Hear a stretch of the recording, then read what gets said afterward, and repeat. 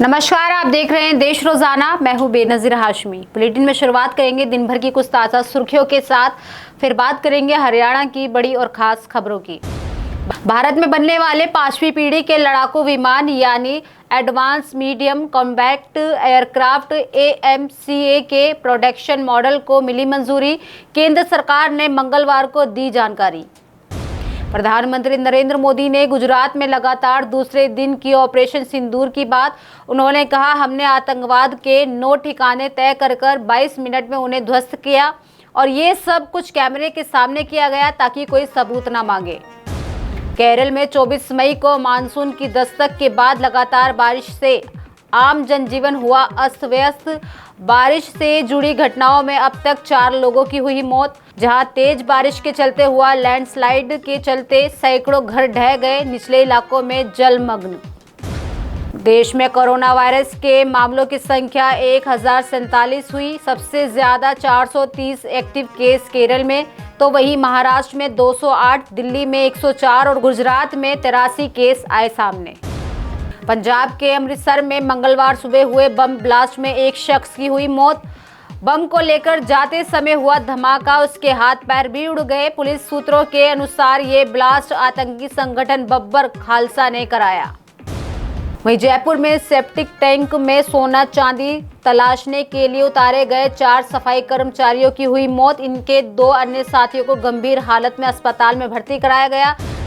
तो ये थी दिन भर की ताज़ा सुर्खियां। बात करते हैं हरियाणा की बड़ी और खास खबरों की। हरियाणा में फरीदाबाद शिक्षा विभाग निजी स्कूलों को लेकर बड़ी कार्रवाई करने की तैयारी में है। आपको बता दें कि विभाग ने स्कूलों को 20 जून तक अपनी मान्यता से जुड़े डॉक्यूमेंट्स पोर्टल पर अपलोड करने के लिए आदेश जारी किए हैं, जिसके बाद विभाग गैर मान्यता स्कूल की सूची जारी करेगा। आपको बता दें कि फरीदाबाद में 1200 से ज़्यादा निजी स्कूल चल रहे हैं। विभाग के द्वारा सभी स्कूलों से शिक्षा का अधिकार अधिनियम RTE के तहत अभी तक 25% सीटों की जानकारी मांगी थी, लेकिन शहर के 364 निजी स्कूलों ने सीटों की कोई जानकारी शिक्षा विभाग को नहीं दी। बताते चलें कि स्कूलों को सीटों की जानकारी देने के लिए 26 मई तक का समय दिया गया था। विभाग ने ऐसे स्कूलों की लिस्ट तैयार कर ली है जिन्होंने सीटों की जानकारी अभी तक स्पष्ट नहीं की है। वहीं शिक्षा विभाग के द्वारा सीटों की जानकारी ना देने वाले स्कूलों के मैनेजमेंट इंफॉर्मेशन सिस्टम पोर्टल को ब्लॉक कर दिया जाएगा। इन स्कूलों को गैर मान्यता प्राप्त की लिस्ट में शामिल कर दिया जाएगा। जिला शिक्षा अधिकारी ने बताया कि RTE के तहत सभी निजी स्कूलों को उपलब्ध सीटों की जानकारी देना अनिवार्य है। वहीं हरियाणा के पंचकुला में कर्ज से परेशान परिवार के 7 लोगों ने जहर खाकर सुसाइड कर लिया है। दरअसल सभी लोग घर के बाहर खड़ी गाड़ी में मिले, जिनमें एक व्यक्ति जिंदा भी था। जब उस व्यक्ति को अस्पताल ले जाया गया तो डॉक्टर्स ने उसे भी मृत घोषित कर दिया। आपको बता दें कि परिवार पंचकुला के मानसा देवी कॉम्प्लेक्स में किराए के मकान में रहते थे। मरने वालों का नाम प्रवीण मित्तल, पत्नी रीना, मां विमला, पिता देशराज और प्रवीण मित्तल की 11 साल की जुड़वा बेटी हिमशिखा, दरीशा और 14 साल का बेटा हार्दिक है। दरअसल रिपोर्ट के मुताबिक सामने आया है कि सभी सोमवार को बागेश्वर धाम बाबा धीरेन्द्र शास्त्री की कथा सुनने गए थे। वहां से लौटते हुए इन्होंने ये कदम उठाया। गाड़ी से एक सुसाइड नोट भी प्राप्त हुआ है। फिलहाल सुसाइड नोट में जिन लोगों का जिक्र है, पुलिस उनसे पूछताछ भी कर रही है। जहां कार के अंदर सभी ने उल्टियां की हुई थी। आपको बता दें कि मरने से पहले प्रवीण ने बताया कि हमारे सर पर कर्जा है, हमने सुसाइड कर लिया है। जब पुलिस ने जांच की तो कार में 2 पेज का सुसाइड नोट भी प्राप्त हुआ है। उसमें लिखा हुआ है कि मैं बैंकक्रप्ट हो चुका हूं। दरअसल इस मामले में खुलासा हुआ है कि प्रवीण ने बिजनेस के लिए करीब 10 साल पहले 1 करोड़ रुपए का लोन लिया था।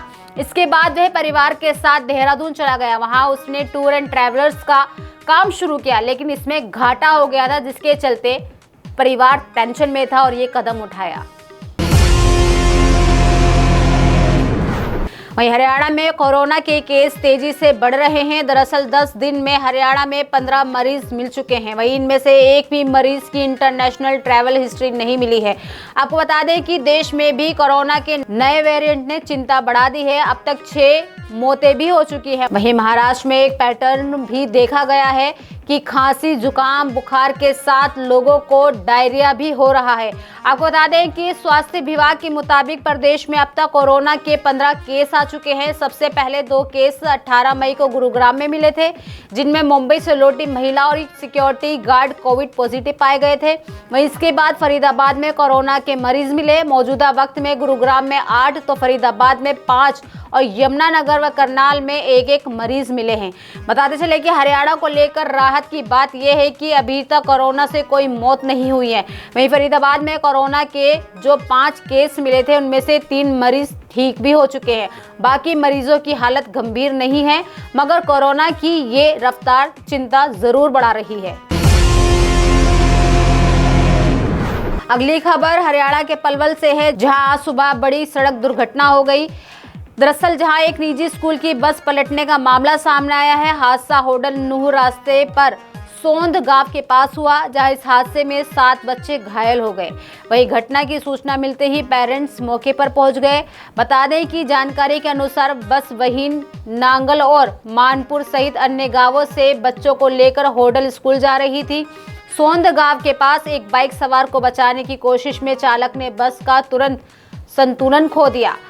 बस सड़क किनारे पलट गई। वहीं राहगीरों ने तुरंत मदद की और बच्चों को बस से बाहर निकाला। गनीमत रही कि किसी की जान का कोई नुकसान नहीं हुआ।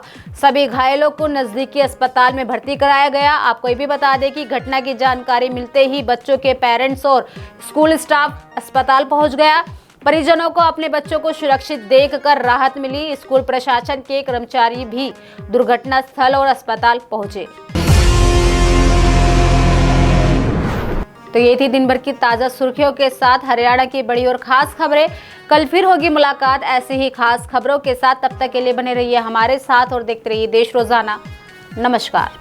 हमारे साथ जुड़े रहने के लिए सब्सक्राइब करें देश रोजाना के YouTube चैनल को और नई वीडियो की नोटिफिकेशन पाने के लिए बेल आइकन जरूर दबाएं। अगर आप ये वीडियो Facebook या Instagram पर देख रहे हैं तो पेज को लाइक और फॉलो जरूर करें और ज्यादा से ज्यादा शेयर करें।